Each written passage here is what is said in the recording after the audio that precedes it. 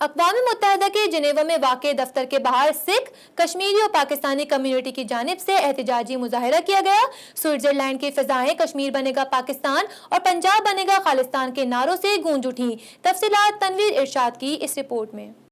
مودی سرکار کی جانب سے کشمیریوں، سکھوں سمیت دیگر اقلیتوں کو مظالم کا شکار بنانے پر تحریک کشمیر اٹلی اور خالصتان تحریک نے اقوام متحدہ کے جنیوا میں واقع انسانی حقوق کے دفتر کے سامنے احتجاجی ریلی نکالی اور مظاہرے کا اہتمام کیا۔ مظاہرے میں اٹلی اور یورپ بھر سے ہزاروں کی تعداد میں بچوں، بزرگوں اور خواتین کی بڑی تعداد نے شرکت کی۔ شرکاء نے خالصتان اور کشمیر کی آزادی کے نعروں پر مشتمل بینرز، پلے کارڈز اٹھا رکھے تھے۔ مظاہرے سے تحریک کشمیر اٹلی کے صدر شیخ تنویر احمد کدر، پاکستان تحریک انصاف کے رہنما لیاقت علی خان رضوان خان، مرکز اسلامی بریشیا کے نو منتخب صدر محمد خلیل بٹ، تحریک خالصتان کے رہنما ماسٹر کرن شاستری سنگھ، ڈاکٹر اومکار سنگھ، گرپریت سنگھ پردیسی، جسپال سنگھ، ہردیپ سنگھ اور دیگر نے خطاب کیا۔ مقررین کا کہنا تھا کہ کشمیریوں اور سکھوں کو مل کر بھارت میں موجود قصائی مودی کا مقابلہ کرنا ہوگا۔ اب یہ جدوجہد کشمیر اور خالصتان کی آزادی پر ہی رکے گی۔ اقوام متحدہ کو فیصلہ کرنا ہوگا کہ وہ مظلوموں کے ساتھ ہے یا گجرات، کشمیر کے مسلمانوں اور سکھوں دیگر اقلیتوں کے قتل عام میں ملوث مودی کے ساتھ ہے۔ آج ہم ادھر احتجاج کے لیے آئے ہیں اقوام متحدہ کے سامنے،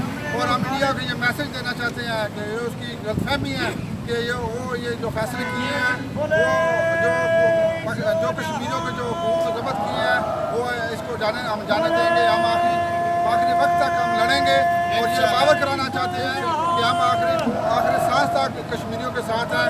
کشمیری بھائیوں کو ہم پیغام دینا چاہتے ہیں، ہماری دعائیں سب ہم ان کے ساتھ ہیں اور ہم آخری دم تک ان کا ساتھ دیں گے۔ ہم یہاں یوم شہ منانے آئے ہیں اور دنیا کو یہ باور کرانے آئے ہیں کہ وہ صرف کشمیر میں ہی نہیں دوسری بھی مذہبی اقلیتوں کے ساتھ زیادتی کرتا ہے، دہشت گردی کرتا ہے، ان کی نسل کشی کرتا ہے، کیونکہ ایک سیف کنٹری نہیں ہے، ایک سیف ملک نہیں ہے۔ وہ کسی بھی مذہبی تنظیموں کے لیے، مذہبی جماعتوں کے لیے، کسی بھی مذہبی اداروں کے لیے، کسی بھی مذہبی جو اقلیتیں ہیں ان کے لیے وہ سیف ملک نہیں ہے۔ ہم یہ بتا دینا چاہتے ہیں کہ انڈیا ایک ٹیررسٹ ملک ہے، وہ ایک مخصوص قسم کے دہشت گردوں کی جگہ ہے جو دہشت گردی کرتے ہیں دوسرے ملکوں کی، دوسری نسلوں کی۔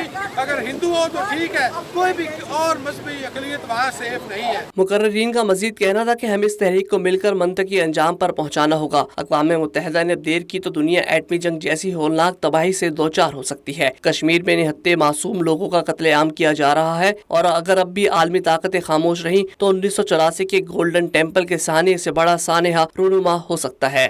جنیوا میں اقوام متحدہ کے دفتر کے سامنے کشمیری اور سکھ برادری نے بھرپور احتجاجی مظاہرہ کیا۔